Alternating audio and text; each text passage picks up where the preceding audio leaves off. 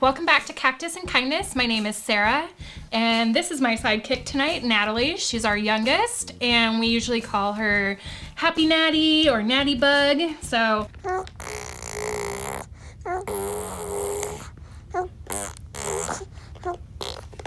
hopefully we'll get some good smiles out of her tonight. I wanted to give you all an update on this week for the 30-day meal challenge. Week 1 went really well. We'll be inserting photos for you to take a look at. My breakfast pictures are one photo for this week. I'm just not a big breakfast person. I never have been. I had to eat it when I was pregnant with the twins, and I suffered through the entire time because breakfast feels like a waste of time to me.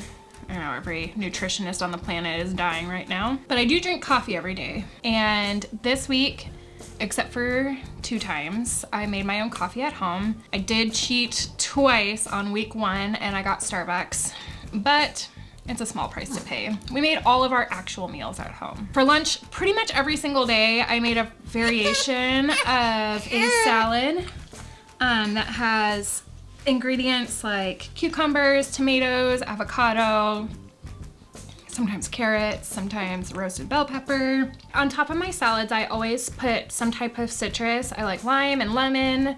I add some salt, and I love the jalapeno sauce from Trader Joe's. It's delicious, and I put it on just about everything, but especially salad. So dinner is where we get most of our variety from, and again, we'll put in pictures, but I mean, what was your favorite meal from this week? No, remind me of everything we did. We did bean burritos. Yes. We did the soup. We did curry. The roast tonight. The fish. Oof. There's a couple more, but those are the ones that stand out. Oh, we did pasta one night too. They were all good. To be honest with you, there was no bad dish. And he's not just fluffing me up. We share cooking responsibilities, so he actually cooked quite a bit this week. So I do want to talk about one specific dinner. It was the soup that I made. I wanted it to be like a ramen, but we had buckwheat noodles. So I used a stock that I already had in the fridge. I know I said in a previous video that I like to use rotisserie chickens a lot, and I use them for a lot of things. Every time I buy one, I break it down completely and I freeze the meat in 2 separate bags, and we've used it for a ton of different stuff. We've made chicken enchiladas, pastas, just regular old chicken salad. And then after we use the chicken and I put that in the freezer, we use it whatever, I use the bones to make chicken stock, and I keep them in individual containers in the freezer. I know chicken stock doesn't cost a whole lot, but the bones are a free part of the chicken that we're already buying, so we might as well make stock from it.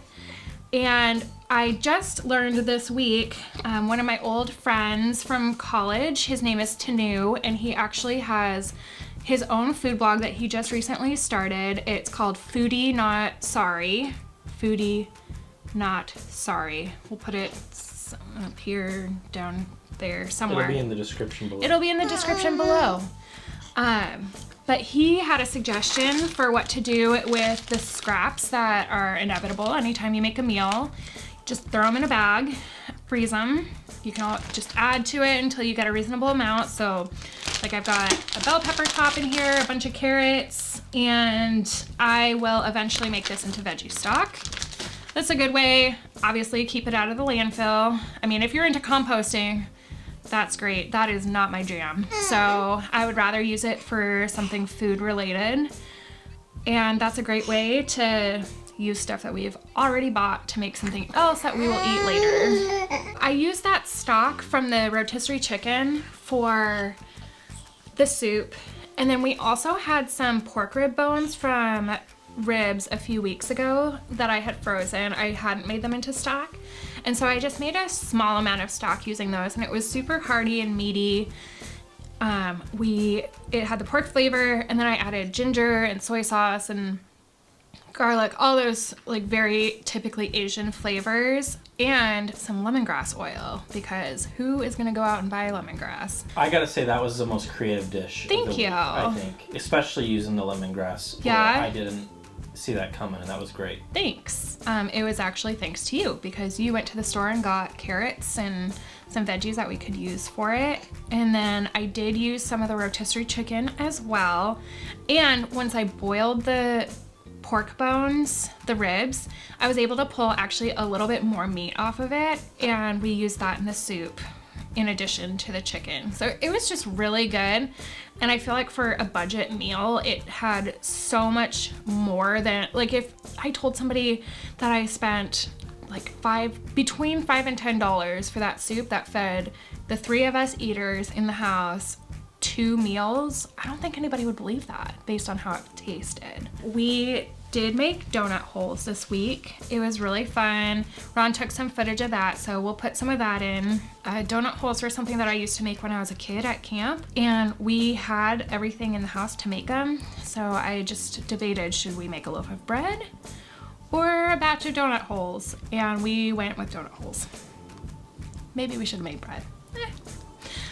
They were really good and they were really fun, and you had never made them. So that was exciting. Yeah, they're great. Yeah. I just wanted to touch on a couple of things. When I talk about meal planning or making meals at home, people always they're either doing it already on their own, or they say, oh, I don't have time for that. Oh, it must be expensive.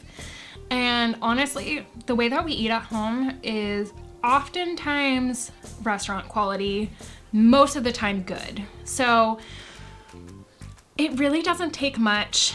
I typically, unless it's like a treat dinner where I'm buying steaks specifically for us to make for a big meal, our meals typically cost between $5 and $10 for everybody.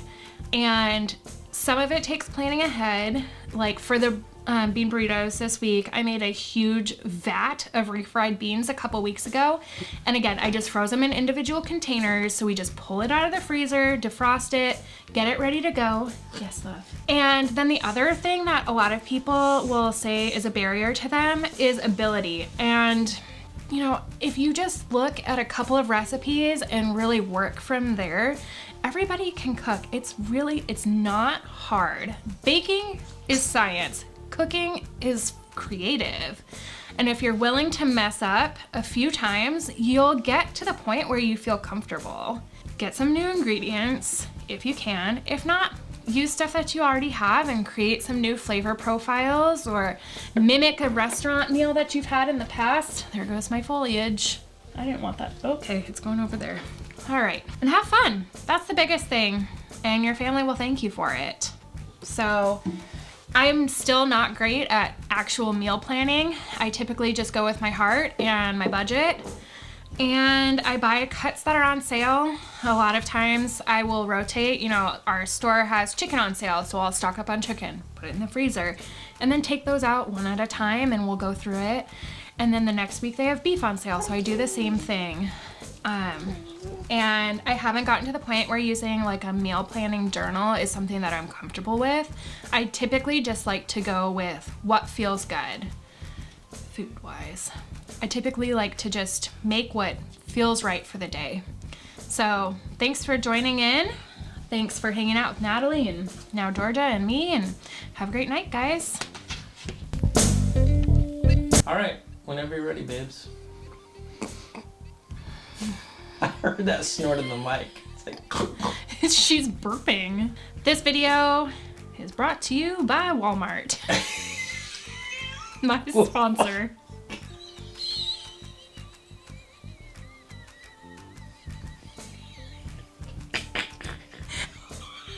Could you hear my full deflate? We had combined the plates and it was like two little squeaky balloons.